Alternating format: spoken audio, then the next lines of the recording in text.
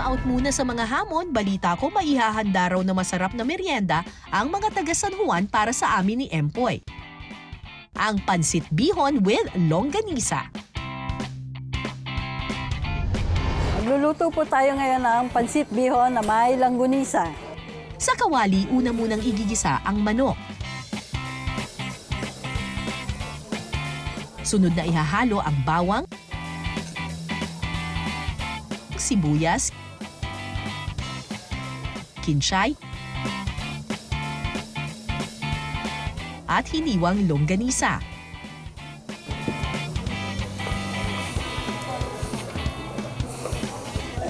Titimplahan ito ng paminta, seasoning at toyo.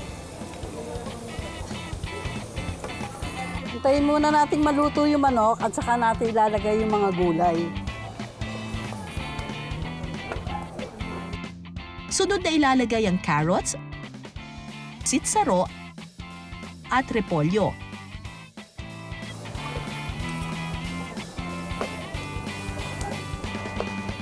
Lagyan natin ng konting tubig. Ihahalo na rin ang napalambot na bihon noodles.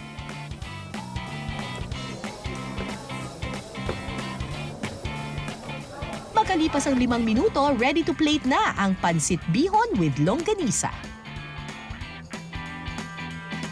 Lagyan natin ng konting toppings. Luto na po yung pansit bihon na may langgunisa.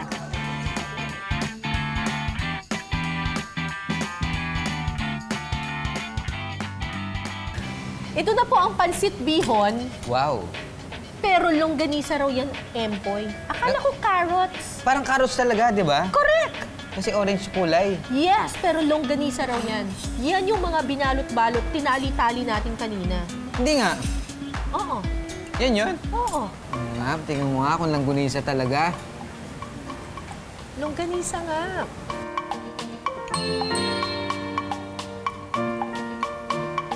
Lagyan natin ng dalandan.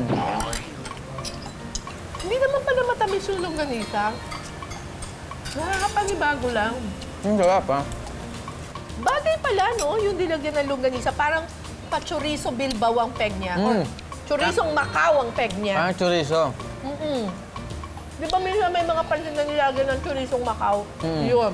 Longganisa ang nilagay nila. Sarap. Pwede. Perfect.